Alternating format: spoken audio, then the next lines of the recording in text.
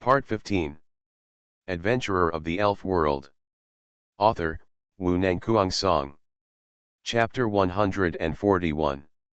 Shota was not only caught off guard by Shiu's sudden attack, but also Kurikawa, who was standing by, was shocked. He had no idea why Shiu tortured Shota again while he was explaining himself. Shiu didn't care about their reactions at all. He twisted the iron bar with his hands. The sizzling sound of barbecue mixed with the wailing. Shota twisted like a worm, looking extremely ugly.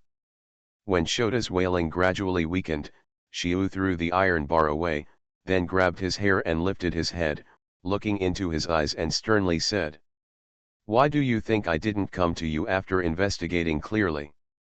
Are you humiliating my professionalism?" However, at this time, Shota's eyes were almost white, and he looked so confused that he was almost unconscious. Shiu naturally couldn't let him pass out like this, so he picked up the water beside him and poured it on his head. The cold water stimulated him and pulled him back from the edge of coma, but the burning pain in his abdomen took away most of his attention, leaving only a low moan of hum. The water flow gathered on the ground touched the iron bar with residual heat on the ground, and a sizzling sound suddenly sounded. Shota's body shook uncontrollably as if he was stimulated by something. "Heh," Shiu sneered at this, picked up the iron bar on the ground and threw it back into the fire, and said, "Keep talking next time you say something wrong, this thing will be lower." After a while of panting, Shota just regained some consciousness. Hearing this, his crotch tightened, and he couldn't even feel the pain in the two parts of his body. He begged for mercy. "Don't, I'll tell you everything." Shiu fell silent again, but Shota couldn't wait to pour out everything. It wouldn't matter if he didn't say it, but the more he said, the more scared Kurikawa on the side became. This bastard actually took advantage of his position in just 2 months to embezzle hundreds of thousands of dollars from the company, from the construction of the bookstore to the pricing of books and the recycling of old books. Where did the money go? Part of it is at my home, and part of it is spent by me. Shiu glanced at him and stretched out his hand towards the iron bar. Shota just wanted something when he saw this scene. But Shiu didn't mean to give him a chance. He pressed the red-hot iron bar on him again, but this time he let it go in just a few seconds. Ah! The previous few times had almost drained his physical strength. This time Shota's resistance seemed a little flat, and his voice was much less, but his half-dead state explained his situation. "Don't try to be clever in front of me. I'll teach you a lesson this time, and next time." The iron bar in Shiu's hand began to move downwards. This frightened Shota so much that he didn't even have time to slowly experience the pain just now. His eyes were wide open and he stared at the iron bar that was gradually moving down, shouting, "Here! Here! Here! The house I rented is. How much is left?" Shiu looked at him calmly, and then added, "Think it over carefully. If I can't get the money, then you can't have a good life either." "Less than half," Shota said tremblingly, but he was slapped in the face before he finished speaking, and his head was buzzing. "CNMD. Less than half? How can I explain to the company? You can't live." The deafening roar echoed around, and a trace of brutality emanated from him mercilessly. Shota's skin jumped over the malfunctioning brain and stood up with goosebumps. Kurikawa on the side also felt a strange breath for no reason, and the air around him seemed to condense. Although it was not facing him, his heartbeat was also uncontrollably soaring. "Yes. I have money. I hid the rest." Just now he was just wailing, but Shota was actually frightened by this sound, his waist was shaking uncontrollably, and a strange smell emanated from him. Shiu's face under the mask showed a look of disgust, and he took a step back. Listening to him tremblingly explaining where the money went, Shiu estimated in his mind that the gap was still large, and couldn't help but say irritably, "If the company didn't value you and promoted you to a middle-level manager, you would still be living on the streets now. Is this how you repay the company? The contempt in Chiu's tone was not concealed at all. Shota, who was already half dead, suddenly became excited and started to defend himself. Why can I only sit in a bookstore when I create so much benefits for the company? My salary is even lower than when I was a salesperson. But Kurikawa, who has worse performance than me, can become the person in charge of piracy in Tokiwa City. Osamu laughed when he heard this, turned his head and looked at Kurikawa and said, "Tell him about the company's current business transfer." Osamu's reaction made Shota subconsciously turn his head to look at Kurikawa beside him. Kurikawa looked back and forth between the two, then sighed and said, "The company has long since started to shrink the pirated business. Now it is just shipping. As for sales, it has long been outsourced." Shota was stunned when he heard this, and before he could digest it, Shiu spoke. "You don't really think your current position is empty, do you? Piracy is profitable, but it is also shady. If the company wants to grow, it must give up these things to get on the right track. The bookstore you are in is the company's next business expansion direction. Compared with the gradually shrinking pirated business, think about it yourself, does the company really not value you and let you come?" Shiu's words gave Shota a bad reminder, and he fell silent. But Shiu's ridicule did not stop. "Speaking of which, it was the guy Yuen who proposed your position to the boss. It was because she thought you had the potential to be cultivated that she got this position for you. Working in the bookstore is not for you to count your fingers in boredom. I originally hoped that you could take this opportunity to calm down and read more books to increase your knowledge. As long as you run the bookstore well and pass the company's test, you will almost certainly be promoted again in the future. It is not impossible to become a senior executive of the company. It's a pity that you didn't pass." "What did you say?" Shota seemed a little surprised, and his body couldn't help but lean forward. "Yuen, she is not the boss." "What are you thinking? Who told you that she is the boss? She is just an employee like you." Shiu's tone suddenly became weird. "Don't think your boss doesn't know. He knows everything you do. If it weren't for Yuen, who always believed in you and vouched for you, I would have come here a long time ago. It's just that you did too much and crossed the boss's bottom line. Yuen, who trusted you and vouched for you, was badly implicated by you. I heard that you were recruited by her. She actually believed in someone like you. She is such a fool. Asshole. What did you say?" Adventurer of the Elf World. Author, Wu Nangkuang Song. Chapter 142. Hearing this, Shota suddenly became furious, but the rope that tied him showed no sign of loosening. He could only scream at Chiu. His originally pale face showed a strange flush, and the veins on his neck sprouted. He looked like he wanted to eat Chiu's flesh. Chiu simply leaned back to avoid it, turned back, threw away the iron bar, and continued to say to him, "But I still want to thank you. If it weren't for you, I wouldn't be able to find her trouble. I already dislike her. Why would the boss give such an important business to a fool like her to manage? Ah! I'm going to kill you." Shota struggled hard, and every time he touched the wound, there were bursts of pain. His face was distorted, but he still had no intention of giving up, and he glared at Chiu angrily. "Don't you think you like her?" Chiu looked at him and smiled, took the initiative to approach him and whispered, "It doesn't matter if you don't have money here, I believe she will have it. Thank you for giving me this opportunity. I want to do some research." Chiu's weird tone and that evil smile directly penetrated Shota's will. He suddenly screamed like he had lost his will. Kurikawa saw that the rope binding Shota tightened and made some strange sounds as he struggled, as if it was about to break in the next second.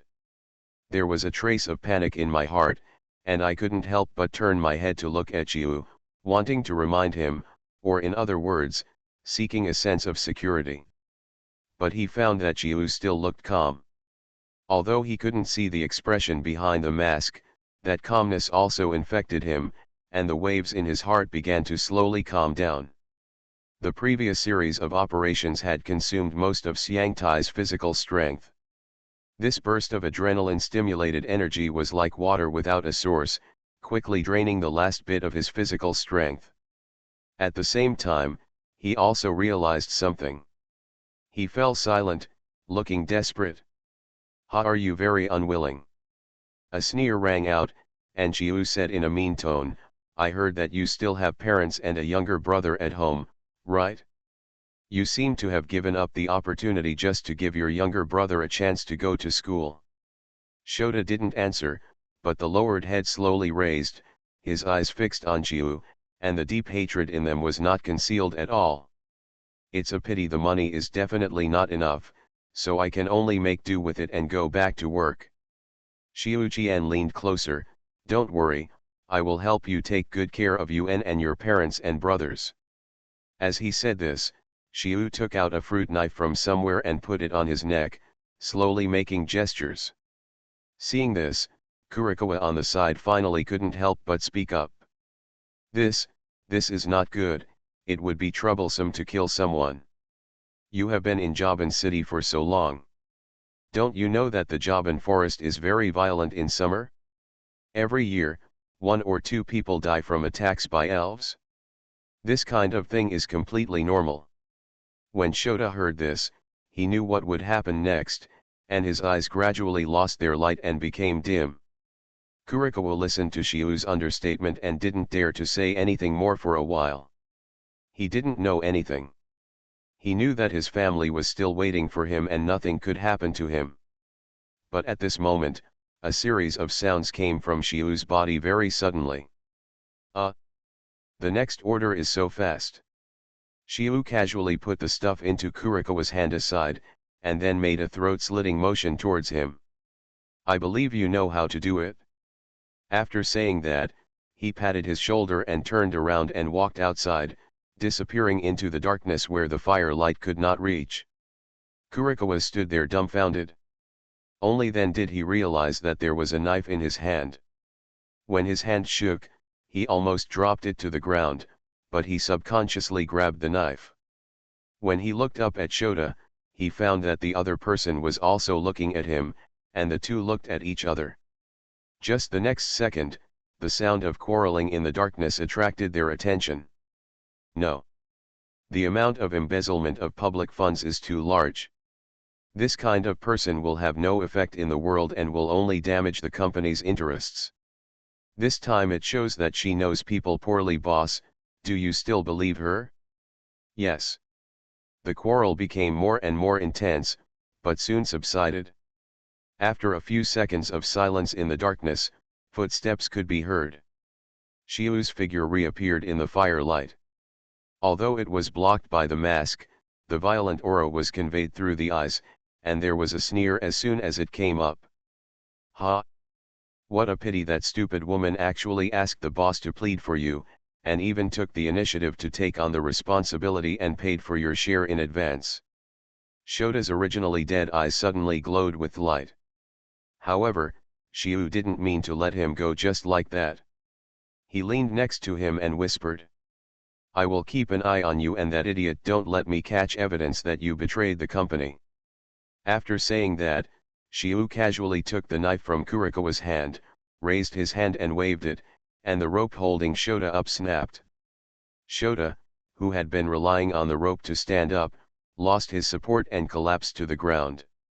Xiu didn't want to care about him, he let go and threw the knife on the ground, turned around and walked outside. Kurikawa was in a daze for a moment and then quickened his pace to follow. "What are we doing now?" "Of course I'm going back. Do you still want to stay here for the night?" Xiu's tone was a little harsh, and he didn't look like he was talking properly at all. But Kurikawa didn't dare to say anything and started the car directly and drove towards the city. The fallen Shota struggled to sit up, but his hands and feet were still tied, so he could only pick up the knife on the ground at a strange angle to cut the rope, and then lay on the ground gasping for breath.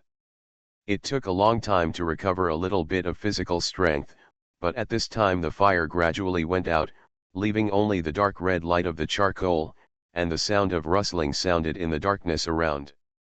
Shota soon remembered the words of the hooded man. The evergreen forest in summer is very violent. He realized that the hooded man wanted to kill him with the help of the elves.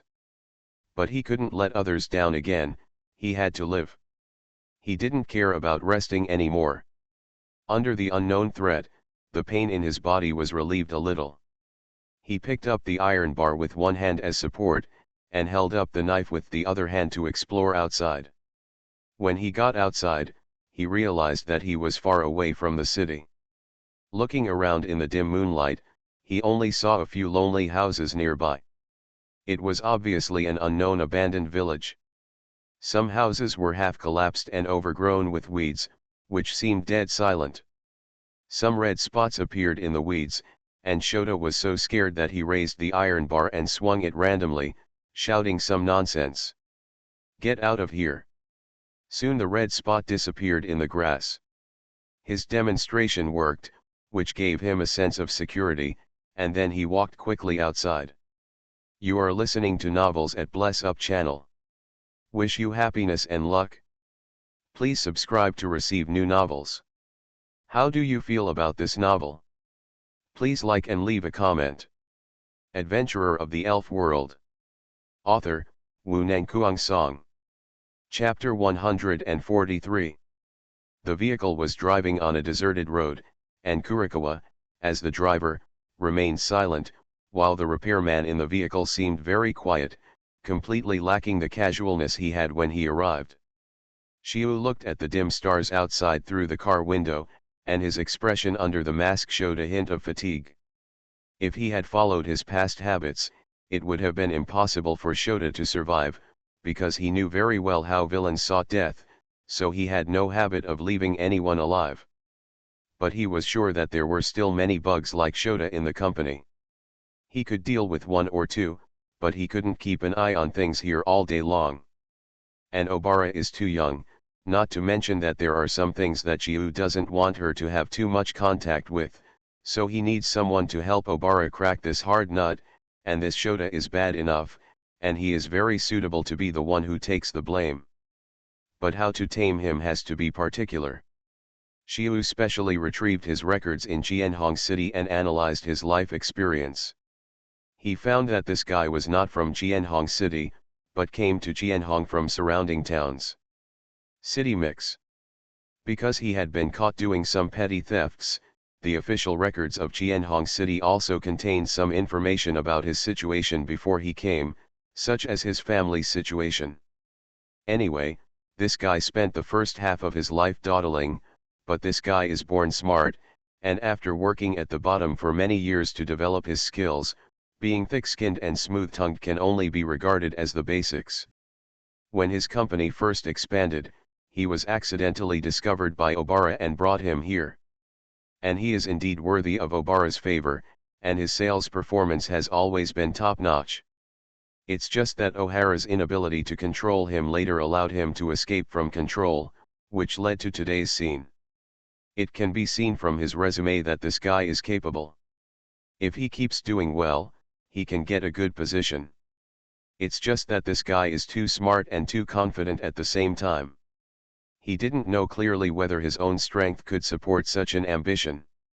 When a person's opportunity is given up, Naxiu can only help Xiao Yuan teach him a lesson and let him know how to be a good dog. In the final analysis, he still had no time. O'Hara had a weak foundation and no one he could trust, and the company's system was not perfect enough during the transformation period and there were loopholes. These are the problems that need to be truly solved, rather than just seeing the results. If you don't deal with it from the source, even if you solve one Shota will appear. So Xiu wanted to create a high-level impression of Xiao Yuan in his mind. First, they wore down his physical strength and will, and then when he was unconscious, he continued to instill a positive image of Obara through words.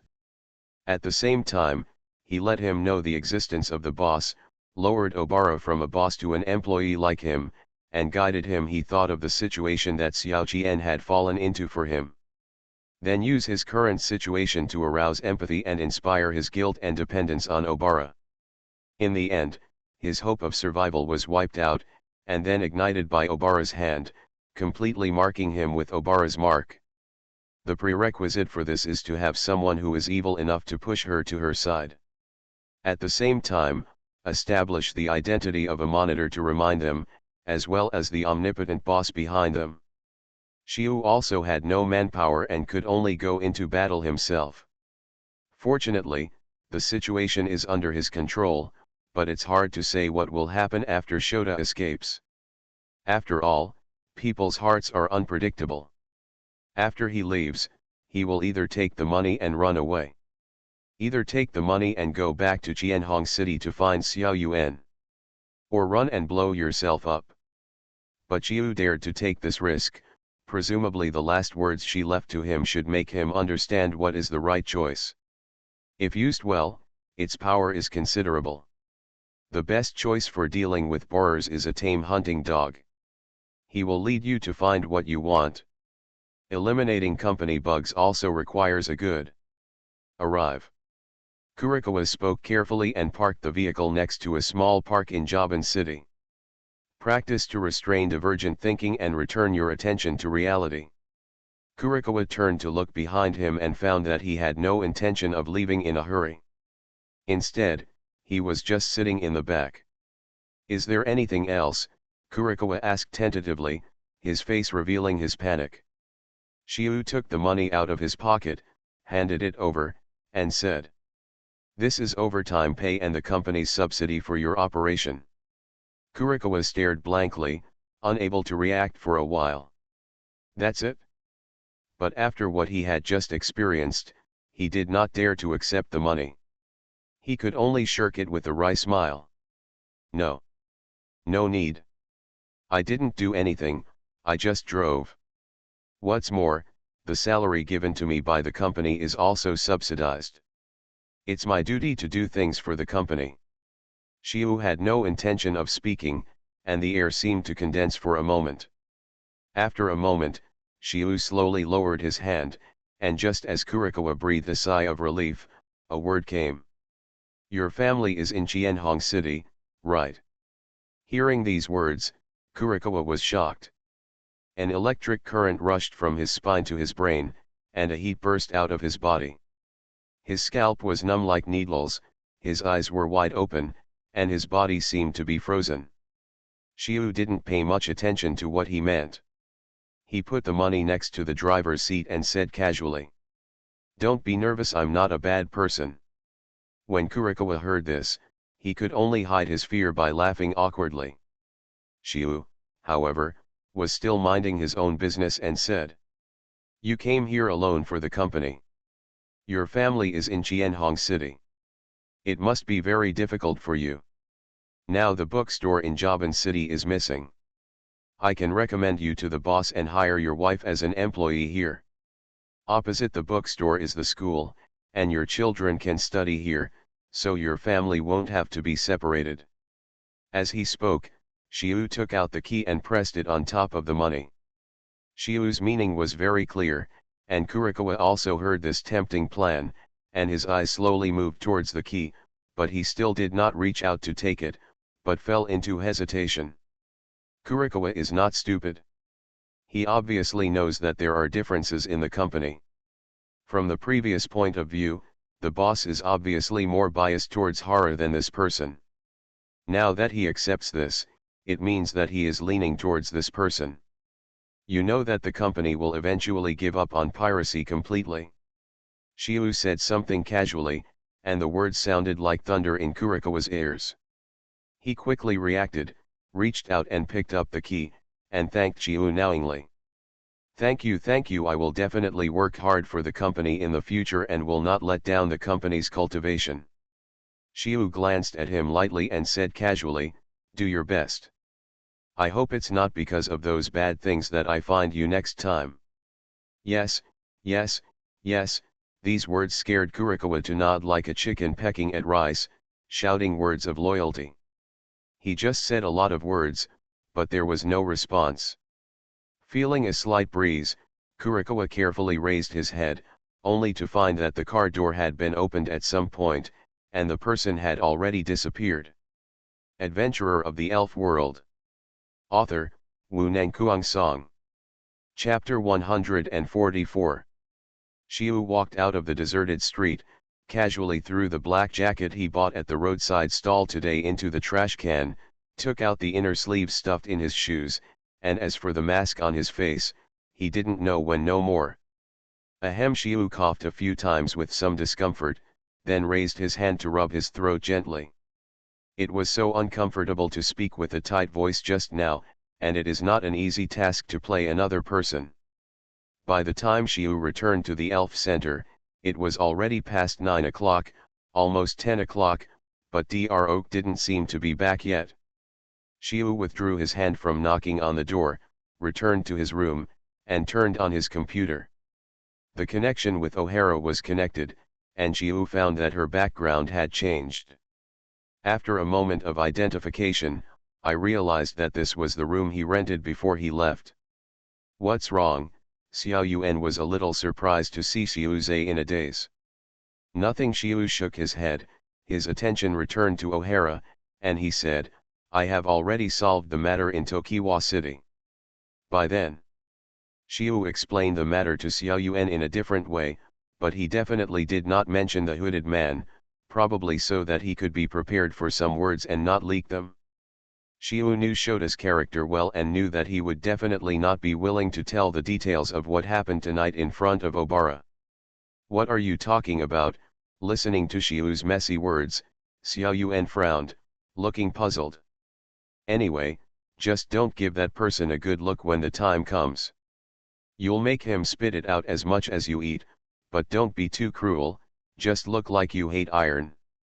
Give him a certain amount of recognition, set higher standards for him, and do whatever else he should do.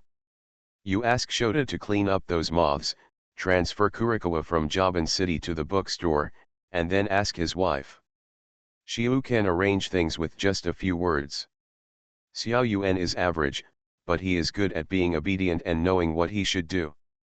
The two briefly communicated about this matter, and then a figure suddenly climbed onto Obara's shoulder and occupied part of the shot. Although he was separated by the screen, Xiu quickly recognized the elf, a smile appeared on his face, and he couldn't help but exclaimed, it's the Piku in the small park. Piku. The Piku seemed to recognize Xiu, and climbed towards the screen with his whole body, but his feet slipped and he accidentally fell off O'Hara's shoulder. The next second, O'Hara was holding him in his hand and placing him in front of the camera. Yes, I adopted it. Piku didn't seem to be able to understand the situation, and put his hand on the screen, looking very annoyed. He seemed to be wondering why Xiu was locked behind the screen. Xiu looked at Piku's movements in front of the screen and couldn't help but smile, and said casually, I haven't seen you for a while, it seems like you raised him well. I'm not idle, Xiao Yuan said confidently after hearing that Xiu must have been there. Seeing her like this, Xiu couldn't help but show off his little knowledge and began to ask her about the cultivation of Piku. The first few simple questions were fine, and Xiao Yuan could handle them, but as Xiu gradually deepened, Xiao Yuan began to be unable to bear it. However, she refused to admit defeat, just looking at Xiu with a mean smile on his face, and could only keep being punished by Xiu. Torture.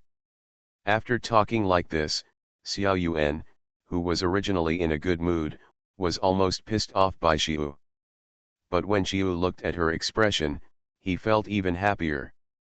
Okay, no more joking. Xiu knew what was going on with Xiao Yuan, so he didn't bully her anymore, and instead said seriously.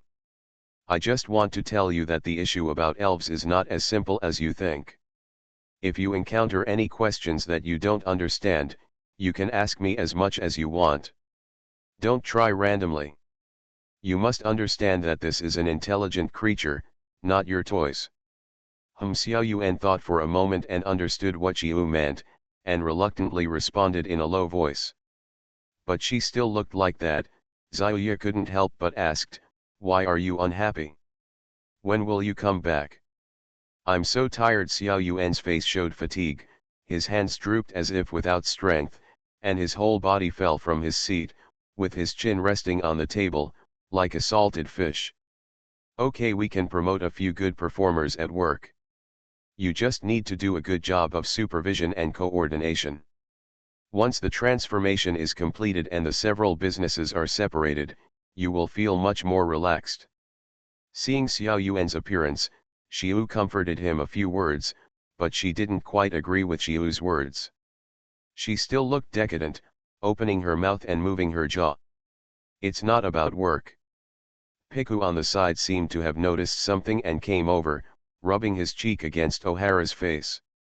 Obara didn't react at all, but said, "My Piku is still sensible."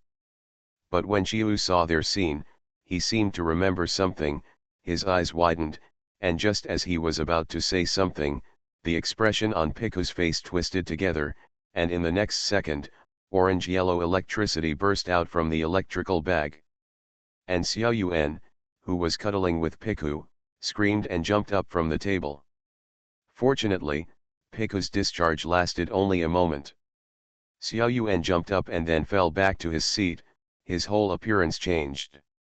The short hair stood upright like a hedgehog, and the cheek where he had been touching Piku just now turned red and looked a little swollen, and his eyes were watery with tears. On the contrary, Piku didn't react at all. Xiu was speechless when he saw this scene. He could only raise his hands to cover his face. After taking a deep breath, he let go and said, "Piku likes to rub his cheek against his companion's cheek to comfort him. As for this level of electric current, it is actually a positive stimulation for Piku, which can make it happy, but..." Xiu didn't want to continue talking here, because he wanted to laugh more and more when he saw Xiao Yuan like this. In the end, he couldn't help laughing. Xiao Yuan on the other side of the screen saw Xiu's gloating look and picked up a book beside him and threw it at him. "Ah! You guy, die! Ha ha ha!" But Xiu laughed even louder when he saw her angry look. After a long journey, Shota finally got out of the wilderness and found a road full of human traces again. He waited on the roadside for a night. It was not until the early morning that a truck passed through. Shota stopped a car on the roadside and reported an address. The driver was not very happy at first, until he took out the money. "Hurry. The money is yours when you get here." Okay, the driver looked at Shota's condition and started the car. "Drive well," Shota shouted while enduring the pain, but the knife in his hand was exposed. How could he not know what the driver was planning when he was already on the streets? Yes, seeing him like this, the driver didn't dare to cause any more trouble. But the experiences along the way were a great test of his physical strength and will. Now he hasn't fallen down because of the faith in his heart. He knew he couldn't fall down. Shota, who was enduring the pain and fatigue, soon saw Tokiwa City bathed in the morning light. Adventurer of the Elf World. Author, Wu Nangkuang Song. Chapter 145. A series of rapid knocks on the door sounded, and this unexpected movement attracted Xiu's attention. After comforting Casey and the others with their eyes, they stood up and went to open the door. "I don't know who it is this early in the morning." Xiu saw the slightly anxious young lady standing outside through the crack in the door. He was a little surprised why the staff of the Elf Center came to him. "What's the matter?" "Well, now we can't find the doctor." Xiu frowned when he heard this, opened the door and stood out, glancing into the room next to him. The young lady seemed to have predicted Xiu's intention and said, "The doctor didn't come back last night. He wasn't in the room." Xiu reacted immediately and explained to her, "Don't worry, the doctor went to meet some old friends last night. He might have stayed at his friend's house after talking a little late. But the event is about to start at 9 o'clock, and there are still 2 hours left." Xiu's words could not comfort the little sister, but made her even more panicked. It would be very troublesome if Droe forgets about the event. After all, One of the key points of the early publicity is to invite Droe to appear. Shiu looked helpless at the little sister's situation. After all, Droe didn't tell him where to go. He was just a breeder, not a real assistant. After a pause for a few seconds, Shiu raised his head and asked her, "Does Miss Joy know?" Miss Joy has already arrived at the scene first. Just now she asked me to come over and notify Dromu, but... Okay, don't waste time. Let's split up. You go and inform Miss Joy now. She will find something to do. I'll go find Dromu and come back. The young lady was stunned for a moment, but frightened by Shiu's sudden change of attitude, she still nodded mechanically. Shiu interrupted the meaningless conversation neatly and turned around to go back into the house. But suddenly he seemed to remember something, stopped the young lady and said, "By the way, can you prepare a car for me?"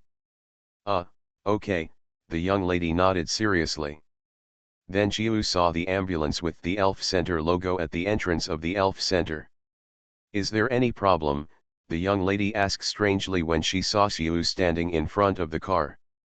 Shiu wanted to tell the other person that he had never driven such a car in his whole life, but he had seen Droe drive it and he probably knew how to drive it, so it didn't matter. "It's okay, I'm leaving first." After repairing the car, he inserted the key and started it in one go. The car sped out and sped along the road crookedly. The young lady couldn't help but feel a little worried when she saw this scene. He must have been too anxious. The repairman in the car didn't care about this. He was getting familiar with driving the car. Fortunately, his highly active brain gave him excellent learning ability. He completed the learning in just a few minutes and transferred the driving skills from his previous life to the present. The vehicle was speeding through the streets. Shiu didn't know exactly where Dromu went, but based on what he said yesterday, he knew that he was looking for an old friend. It didn't matter who he was, he knew the direction of the car at that time. In addition, from the conversation with Jono yesterday, Shiu had a rough understanding of the distribution of Jaban City, some of the more famous places, and the differences in the people represented in different areas. And it is obvious that being an old friend of Droe must have a certain social status, and it is related to the doctor's profession, which involves elves. Adding these factors together, only the trainer school in Jaban City is the target. Today is a city-wide celebration, and there are many people coming from out of town. You can see more traffic on the road than usual. And this is still early in the morning, who knows what will happen a little later. Shiu walked through it, avoiding those busy places and trying to maintain speed. Soon he came to the trainer school in Jaban City. Unlike the ordinary elementary school opposite the bookstore, the Jaban City Trainer School is located in the suburbs, also adjacent to the outskirts of the Jaban City forest. The only difference from the grassland side is that one is in the southeast corner and the other is due east. There is a certain distance between the two places. A building complex at the end of the road appeared in Shiu's field of vision. It is a very pragmatic design plan. When you look in from the door, you can see at first glance that directly in front is a playground divided into 6 standard battle areas. Behind it are several 6 or 7-story high-rise buildings. Outside a steel fence encloses the school. It's unpretentious, but the dark green exterior wall color feels a bit like. But what can be seen is that there is no one in the school, it is empty, as if it is not time to relax yet. "Hello." Shiu parked the car in front of the gate, then came to the door and called several times. After a while, I saw someone walking out of the security room. Judging from the man's clothes, he should be a school security guard. As soon as he came out, he looked up and down with a scrutinizing look, and then said, "School is on holiday today and this place is not open to outsiders. What are you doing here?" "Looking for someone. May I ask you yesterday at noon?" "Have no idea." Before Shiu could finish his words, he was rejected by the security guard. He has really never met anyone who dared to talk to him like this in all the time he has been here, so he smiled and gave up the sign behind him, patted the car and said, "You can see clearly before you talk to me." The security guard's casual attitude changed drastically after seeing the logo on the car. He smiled and greeted, "Sir, if you have any questions, please feel free to ask." "I will definitely." "Okay," Xiu interrupted him casually, curling his lips. His contempt was obvious. "Did you see a pickup truck yesterday afternoon?" Xiu asked a few simple questions, because private cars are still rare now, let alone special pickup trucks. So he still has an impression of this, but the car came, but it left soon. "Which direction?" "Did the man say anything?" At that time, the man said he was looking for the principal, but our principal was not in school at the time, so he turned around and left." "Where does your principal live?" Xiu said back. After getting the location, he drove in that direction. "It has already wasted 40 minutes. If it drags on and can't find anyone, it will be a big trouble." Fortunately, the principal's home is not far from the school, also in the suburbs. After Xiu drove at full speed, it took less than 10 minutes to arrive. What Xiu didn't expect was that it was actually a large manor, and it looked like it had a long history. Xiu didn't pay too much attention to these things, he just stared at the familiar pickup truck from a distance. You are listening to Novels at Bless Up channel. Wish you happiness and luck. Please subscribe to receive new novels. How do you feel about this novel? Please like and leave a comment. Adventurer of the Elf World. Author, Wu Nangkuang Song. Chapter 146. The huge manor has no defensive facilities such as walls. Outside is a small garden that wraps the manor. A road paved with stone bricks runs through the middle. You can also see a pool where water flows, with 2 strips extending on both sides of the pool. Aqueduct. Damn, this rich man is outrageous. Cleaning is so troublesome. Xiu secretly complained, then got out of the car and ran inside. There was no one in the garden at this time, but some common grass-type elves were seen in it. Xiu couldn't help but pause when he saw these footsteps, and walked forward while observing them. Until he came to the door, he didn't see anyone. Xiu was about to press the doorbell, but he didn't expect that the vermilion door opened directly. Inside, a white-haired old man with slightly different clothes than modern people appeared in front of Xiu. He looked to be 60 or 70 years old, but his body was the posture is upright and the demeanor is generous. "Hello."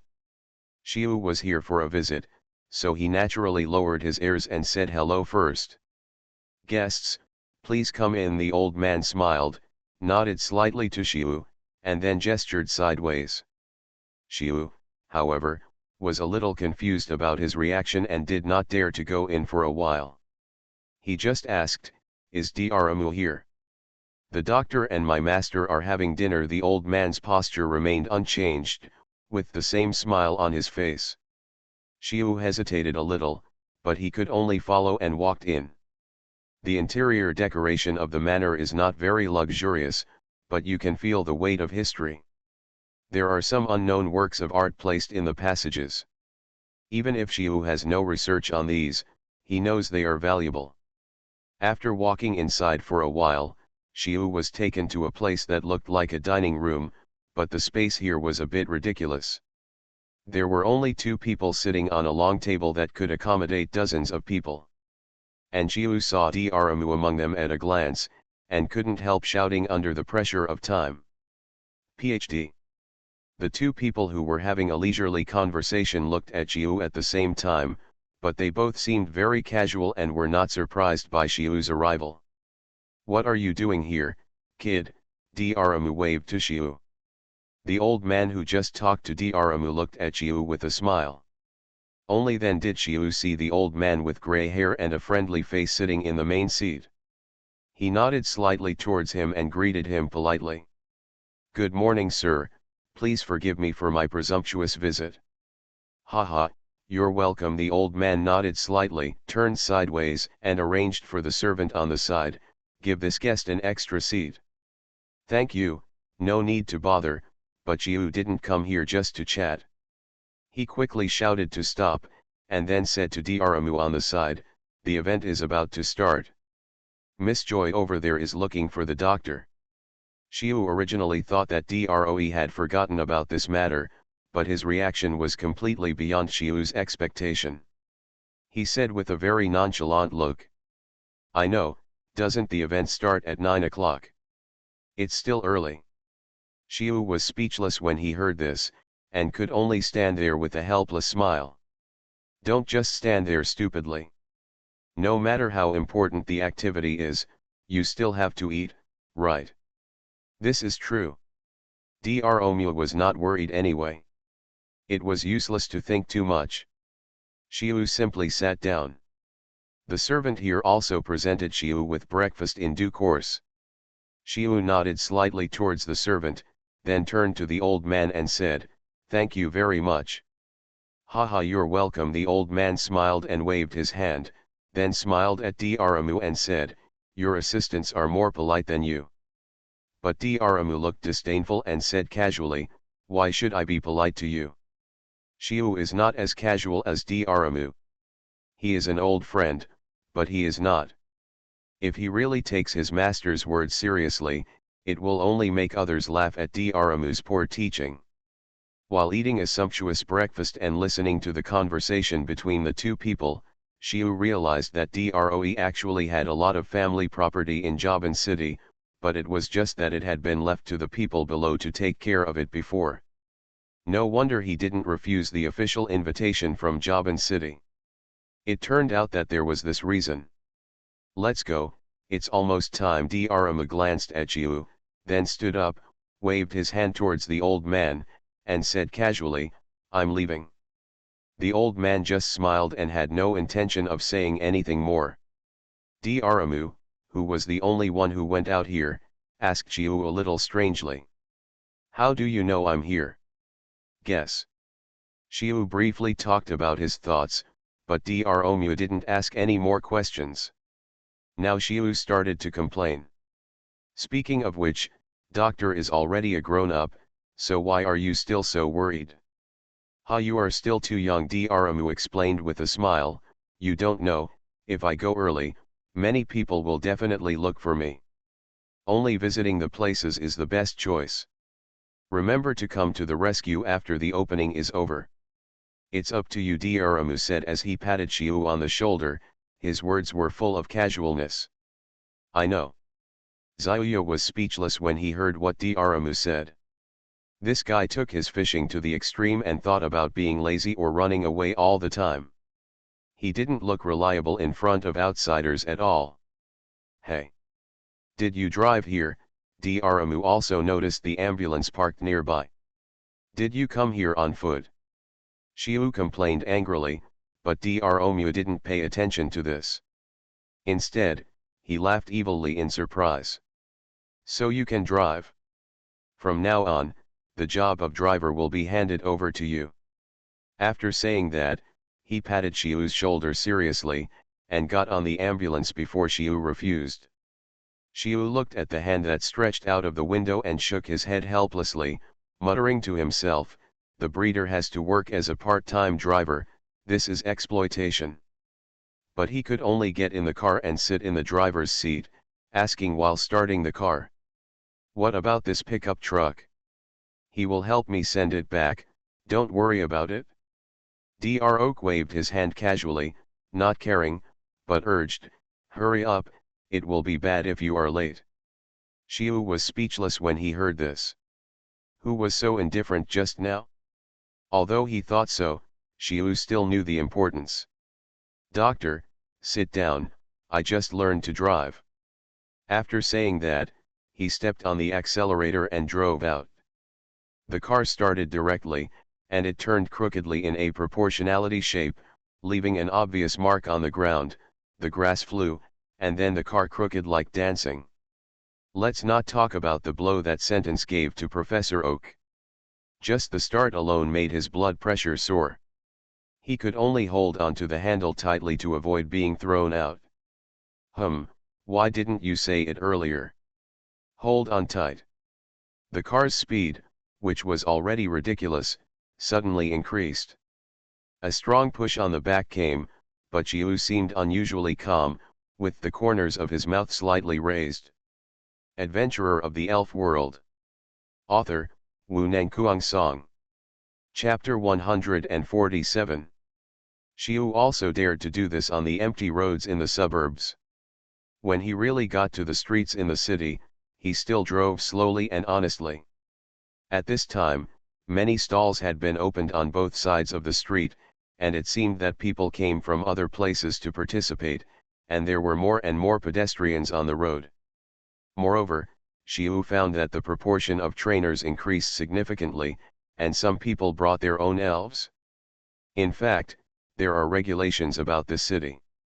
Some special elves are prohibited from being carried openly, such as those with strong pungent odors, those that are too large, aggressive, poisonous, etc. Anyway, there are a lot of restrictions, so it's rare to see trainers hanging out with elves. However, when the proportion of trainers increases, more people will meet the conditions. Xiu also saw many elves that he had never seen with his own eyes, some of which were obviously unique to other regions. These people should be the trainers who came here in pursuit of the battle. But Xiu suddenly remembered something. That is the gym in Jaban City. Just when Xiu was distracted, the road ahead became jammed, and the traffic that was still able to walk suddenly stopped. And you can also hear the noisy movement ahead. Xiu didn't pay much attention to it originally. After all, the streets were full of people now, and it was normal for congestion to occur. He also took this opportunity to ask Dr. Oak about the Viridian Gym. Doctor, do you know the gym in Viridian City? What? You want to challenge too? Dr. complained angrily. He just found out that this guy Xiu was playing tricks on him. He must find more things for him to do when he goes back. He can't let him be so idle. No, I'm just curious. I haven't been to the gym yet. If there are many gyms with the purpose of training trainers, and if they are officially recognized and can get badges, there are 3. Before Dr. finished speaking, Xiu looked at him in surprise and asked, 3 families? Isn't there only one family in a city? Who told you? Dr. glanced at Xiu and added with some disdain. Some cities do have only one gym, but that situation is often caused by that gym being too strong, or the city's history being too shallow. There are more gyms inherited from old cities like Jaban City than you think, but the 3 that are qualified to be recognized by the Alliance are actually relatively few. Xiu frowned, a look of worry on his face. I have been busy with my own affairs before and did not pay attention to the gym. I did not expect that there is such a statement here. It seemed to be quite different from the situation in his impression. But before he could learn more from Dr. Something seemed to have happened to the convoy in front. Not only Xiu, but also Dr. Oak's attention was attracted. Why did you go down to see what happened? Why were you stuck there for so long? Understood, Xiu immediately gathered his thoughts and became serious. All joking aside, doing serious work and cultivating is still very reliable. If you don't get down and repair, you won't notice that the traffic has spread to the end of the field of vision. It is roughly estimated that it is 2 or 3 kilometers. Who knows how long it is behind the building? At this time, a large number of people gathered in front, and the various sounds mixed together seemed particularly messy. Hey! Don't push! You idiot, aren't you? Touch me! Who touched you, idiot? Damn it! Have you ever seen the underworld? Please give way! Give way! Xiu squeezed forward with all his strength, finally avoiding those grumpy old men, and finally reached the front. At this time, the road that should have been open was blocked for some reason, and a row of people wearing security uniforms formed a human wall in the middle of the road. On both sides of the human wall, On one side were drivers and passers-by who were anxious to pass, and on the other side were a large number of well-dressed people holding long guns and short cannons gathered together. "Brother, what's going on? We've been stuck in traffic for a long time." Xiu couldn't figure it out, so he could only ask the person next to him. "I don't know, but it must be a very famous trainer. They were accidentally discovered there, and then the fans blocked the road." "Hey! Are you so awesome?" Xiu looked at the row of security guards and the frequent sound of shutters. He didn't look like he was accidental. But before Xiu could complain more, there was an argument over there. When Xiu squeezed past, he only heard a middle-aged man with gray hair on his temples, begging the security guards blocking the road in a humble manner. "Brother, please let me go quickly. My goods cannot be delayed. I have to rush to deliver them. If I delay them any longer, they will be damaged. Our village is waiting for me. That's for everyone's safety. What if you bump into someone?" The security guard's attitude was obviously still nonchalant, and his perfunctory tone was self-evident. "Their drivers can't pass, why can't we passers-by? My home is over there, and I've walked this road for more than 10 years," another passerby asked the security guard. But the security guard blocking the wall glanced at the passers-by and said nonchalantly, "That's your business. It has nothing to do with us when you pass. The road is now closed and it is forbidden to pass. You can take a detour." However, his words aroused everyone's anger, and those people spoke one after another. "Isn't this a road? Why can't we walk on the road? Who gave you the authority to block roads? Let us pass quickly. We still need to transport goods." The crowd was getting closer and closer to the human wall, but the security guards remained motionless in front of the crowd, and Xiu was a little surprised by their behavior. But the next scene surprised him even more. When the security guards saw the crowd approaching, they took out the elf balls from the belt around their waists and directly released the elf inside. Lotta, Bada butterfly, giant needle wasp, arbor snake. The crowd that was still full of anger suddenly became quiet. Although Xiu inside could feel their anger, there was also an emotion called fear spreading among the crowd. Judging from his experience with so many elves, the elves released by those people were all common elves in the Kanto area. They were the kind of miscellaneous fish that he wouldn't even look at if he saw them on the roadside. From the perspective of a breeder, none of those elves are considered to be well cultivated, they are all of a very average level. If there really was a fight, whether it was Giant Clawmantis or Casey, Xiu was absolutely sure to push those 7 or 8 little elves flat. Even if you cultivate it physically, it's not enough for those trash fish who are obviously of average strength. But why are these people scared by this garbage? Xiu frowned, secretly retreated behind everyone, observed for a moment and then turned around and left. Adventurer of the Elf World. Author, Wu Nangkuang Song. Chapter 148. Xiu quickly returned to the car, and Professor Oak asked him a question when he saw his serious face. "What happened in front?" "There is a famous trainer in front." Xiu briefly described the situation in front, and asked Professor Oak the same question.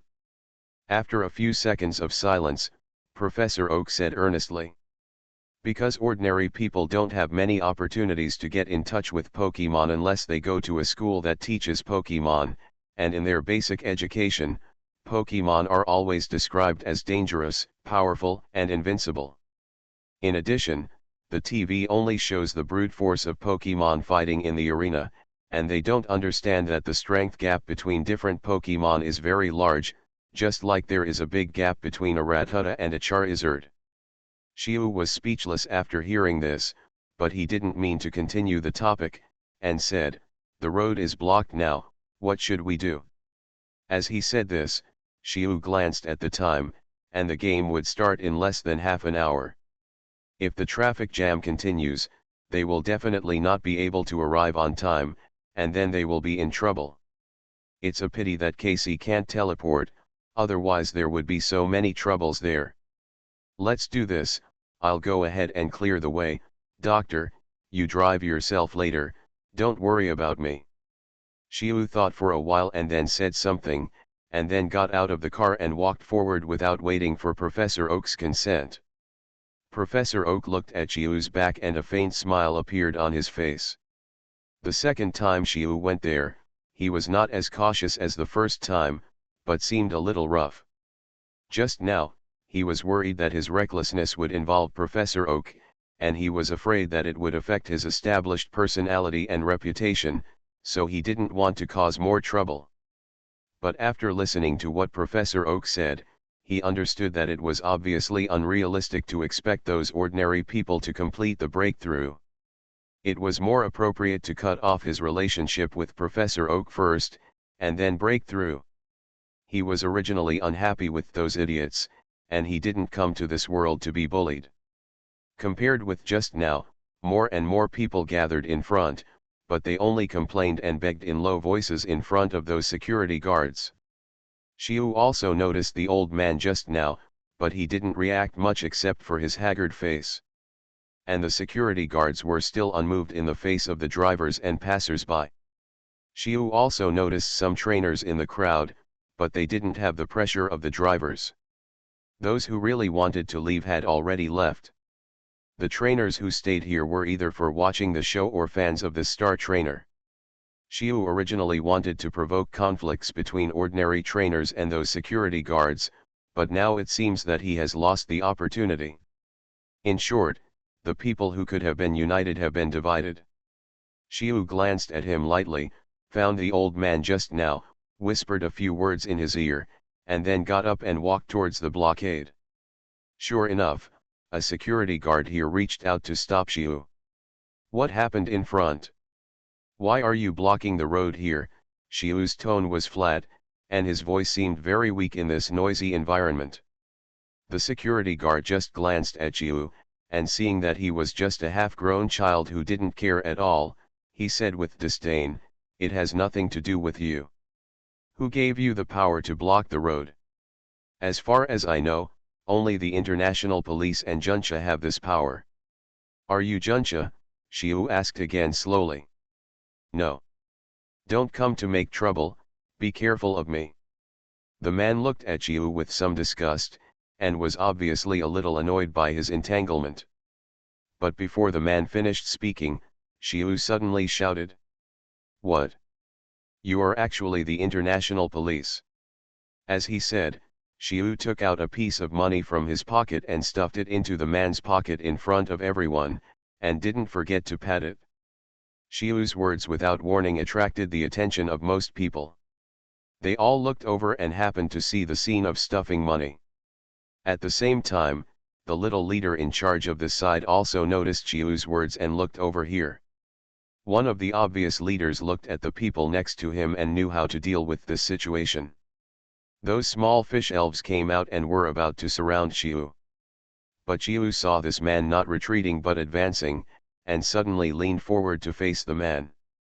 This sudden action aroused the man's instinctive reaction, and he raised his hand to push the man away, but Xiu shouted first, "Why did you attack me?"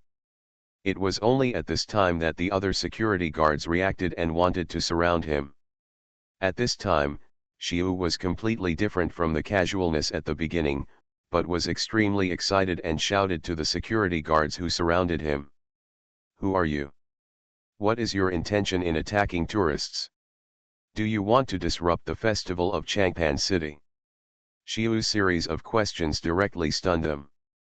After all, they were also confused and didn't know why Xiu said these words.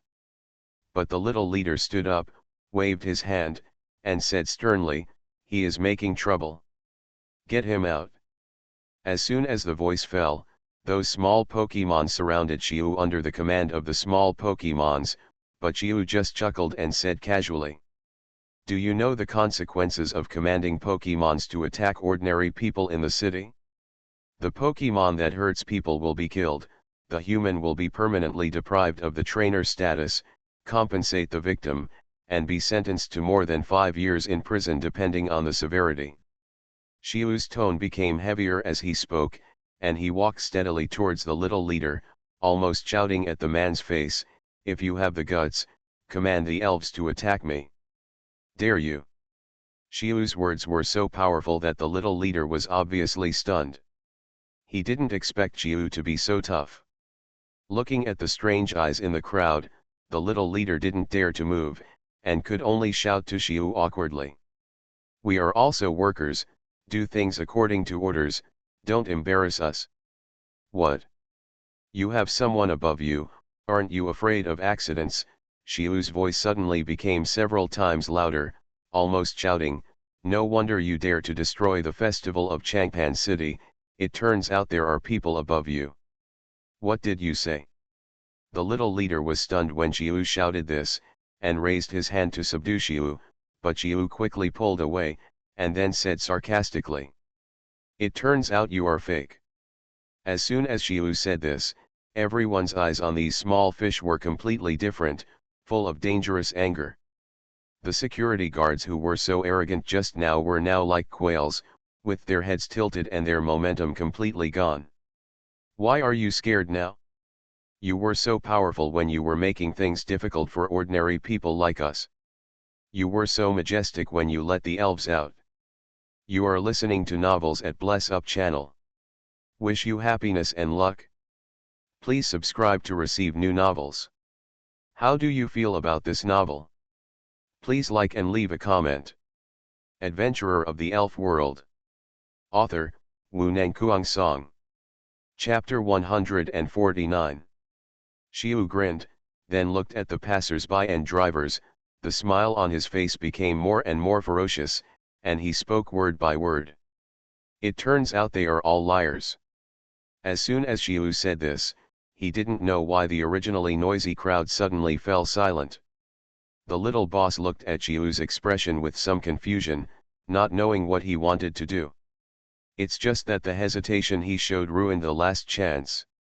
Xiu's words inspired the drivers who were stuck here, and at the same time removed the last line of defense for them. I don't know why the crowd started shouting. At first it was just one or two, but soon the wave swept over. Fraud! Fraud! Fraud! The red-eyed crowd no longer had the same fear as before. The first person rushed up, then the second, the third. The surging crowd directly dispersed the 7 or 8 security guards, while screams and wails continued. But Xiu had already blended into the crowd and kept spreading some words. "They want to mess up the celebration in Jaban City. They pretended to be international police to block roads and rob people. They have the support of big people behind them, and they are not afraid of people from Tokiwa City at all." After a few laps, Xiu stepped aside and looked at the chaotic situation with cold eyes. After a moment, he looked at the cars behind him, picked one at random and pressed the horn. The next second the truck's horn sounded, immediately suppressing the scene, and those people stopped what they were doing. "Drag them away, everyone get in the car and resume road traffic as soon as possible. Stop blocking them. If they continue to be delayed, the celebration will begin." I don't know why those people actually followed Xiu's instructions and dragged the half-dead security guards to the roadside, threw them down, and then got in the car.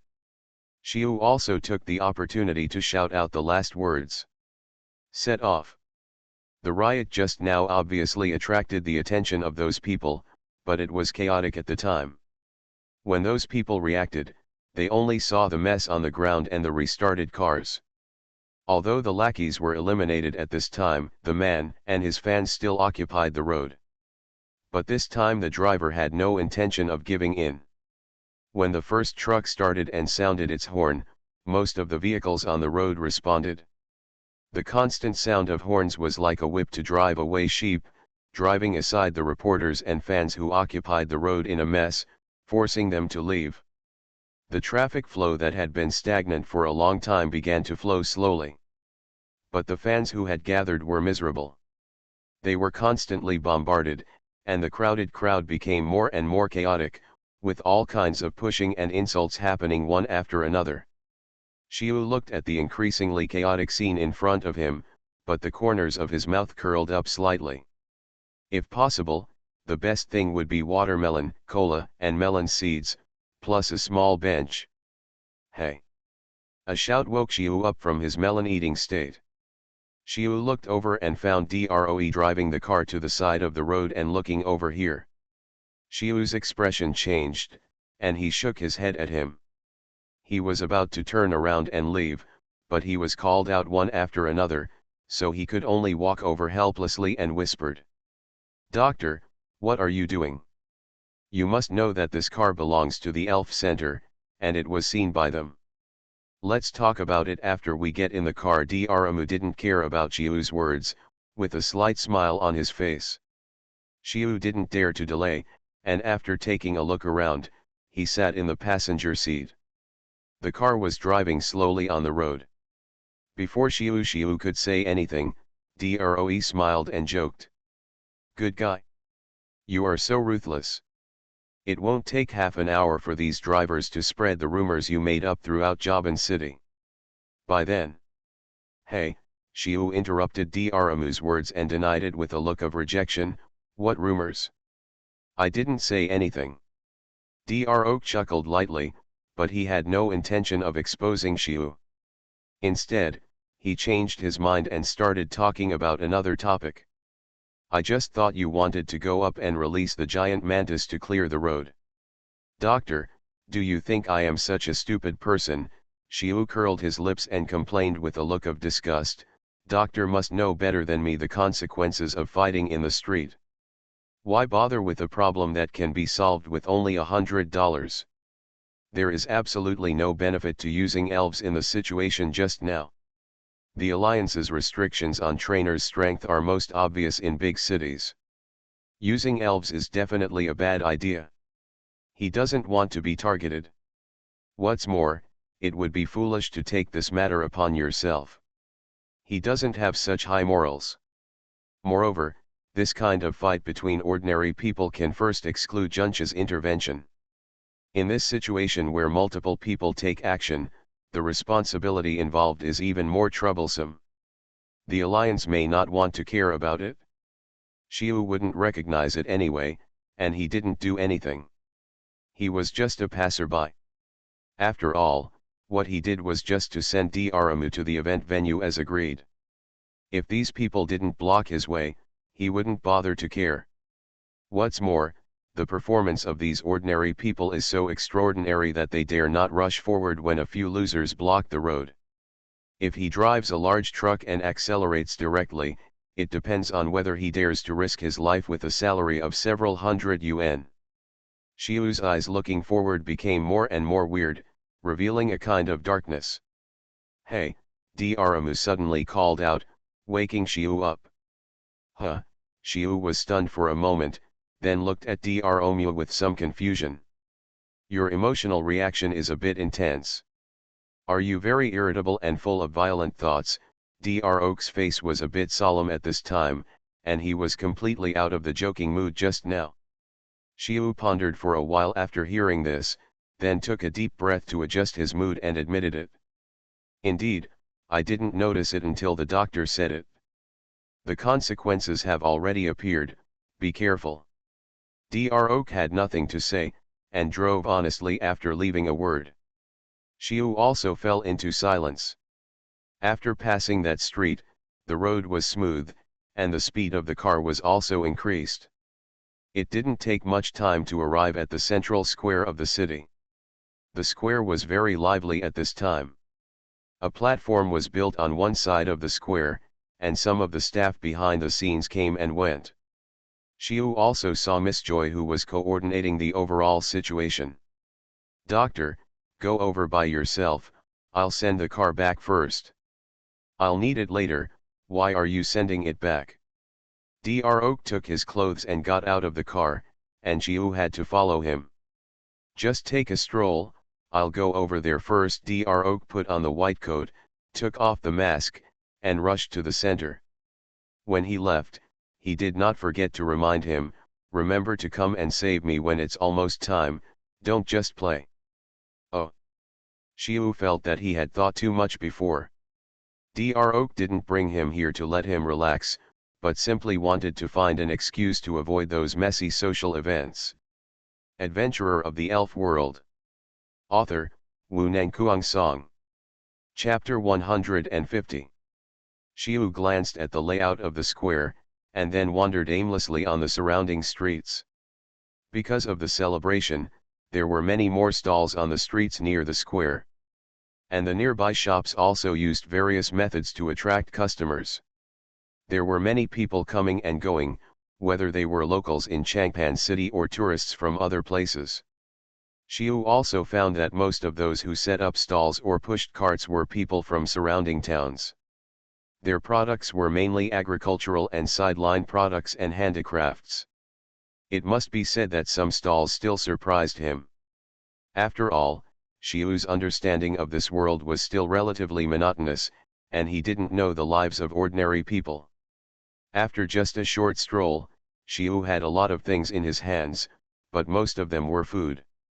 There were also some interesting handicrafts, and some specialties from different places. He also found a lot of materials, and the prices of these were much lower than the market price. And with Xiu's eyes, he could tell that the quality of these things was excellent. It's really great to have the Changpan forest as a material warehouse. Xiu, who originally thought it would be boring, became interested in those stalls instead. While he was strolling around, Xiu found some people talking about what happened just now, and couldn't help but stop and listen for a while. Hey! Have you heard that there is a group of people blocking the road and robbing? Aren't they afraid of Juncha? I heard that they pretended to be international police and killed a person. It must be people like Team Rocket who want to destroy the celebration. Those people are too bad. Xiu was a little speechless listening to those people's increasingly exaggerated words. How could they still talk about Team Rocket? But then again, Xiu has been in this world for so long, and he has rarely heard the name of Team Rocket. He has been exposed to more villains, the Hunter organization. But now he heard it and remembered the curiosity that was suppressed before. After all, in his impression, Team Rocket is the troublemaker in Kanto. Before he could ask more, the leisurely and cheerful music sounded from the square. And this also means the opening of the festival. Xiu put down the things in his hands and walked towards the square. He still has to save Professor Oak. At the same time, he was a little curious about what this thing was for. It must be said that the situation that Xiu hated the most happened. More and more people walked towards the square after hearing the music. The wide square can accommodate more people, but due to the viewing angle, the crowd gathered in front of the platform, which made the crowd more crowded. Fortunately, there were still people to maintain order, and the crowd on the field was relatively stable. Xiu noticed a staff member outside the crowd, the young lady who came to notify in the morning, and immediately stood up and walked over there. Hey! Xiu shouted at her, and the young lady was a little surprised to see Xiu, but she quickly reacted. Why are you here? The doctor is back. The young lady said, scanning the crowd, and without saying much, she actually pulled Xiu out directly. Xiu was a little surprised by her behavior, but he did not resist, but followed her. After getting away from the crowd, Xiu asked. What happened? Didn't you hear? Team Rocket is going to disrupt the festival. It's too dangerous for you to be here. Huh? Xiu was stunned when he heard this. He paused and stood still. Although there was not much expression on his face, his heart was full of waves. Even the staff of the Pokemon Center heard about this. Could it be that something went wrong? The young lady also stopped and looked at him strangely. How is this possible? Is it just a rumor? Xiu collected his thoughts a little and asked. Don't be so loud. The young lady raised her hand and waved it in front of her. She looked around and made sure that no one noticed before continuing, I don't know either. You can ask Professor Oak. He was looking for you just now. Xiu nodded silently, and then followed the young lady to the backstage. The back was not simply covered with a piece of cloth. It was divided into different areas. But it was not difficult to have someone lead them. The two of them soon arrived at a place. "Doctor, your assistant is here." The young lady leaned against the door and said something, and then the familiar voice of Dr. Oak sounded. "Let him in." "I'll go to work first." The young lady looked up at Xiu, whispered and left first. Xiu didn't hesitate and pushed the door open, but the scene inside made him a little uncomfortable. Because it was not only Dr. Oak who was sitting inside, but also Miss Joy and several other people. Is it inconvenient?" Xiu realized that it was not appropriate to stay here, and was about to find an excuse to run away, but Dr. Oak casually said something. "He is my assistant." Xiu didn't know whether to cry or laugh after hearing this. Although he got Dr. Oak's approval, he also knew that he had no reason to get away. The people here didn't react much to Dr. Oak's words, which was obviously different from those at the dinner party before. There was no seat for Xiu here, so he could only stand honestly next to Dr. Oak and observe the other people a little. One is the young lady next to Joey wearing Joey's uniform, and the other two are a dignified middle-aged man and a young man with a crew cut. Xiu only took a glance and immediately attracted the young man's attention. His sharp eyes met his gaze directly.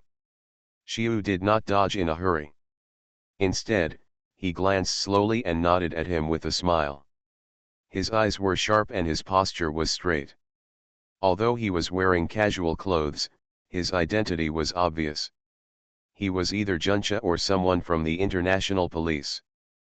But this also meant that his joke might have really gone too far. Thinking of this, Xiu felt his back teeth sore. Xiu glanced at Professor Oak, but he was still in a leisurely state. "Okay, let's continue." Miss Joy brought up the topic again, and those people returned to the meeting again. But after listening for a while, Xiu was completely confused and stood there stupidly. Because the topic was too outrageous, he actually found traces of Team Rocket members' activities nearby. They were discussing how to solve this problem. And Xiu also learned from those conversations that there were officials from Tokiwa City and the international police here. Or it could be said that the police came to inform Joy that they were in this situation. Xiu didn't really pay attention to the content, but he roughly understood that several parties exchanged information and reminded them to pay attention, but that was all.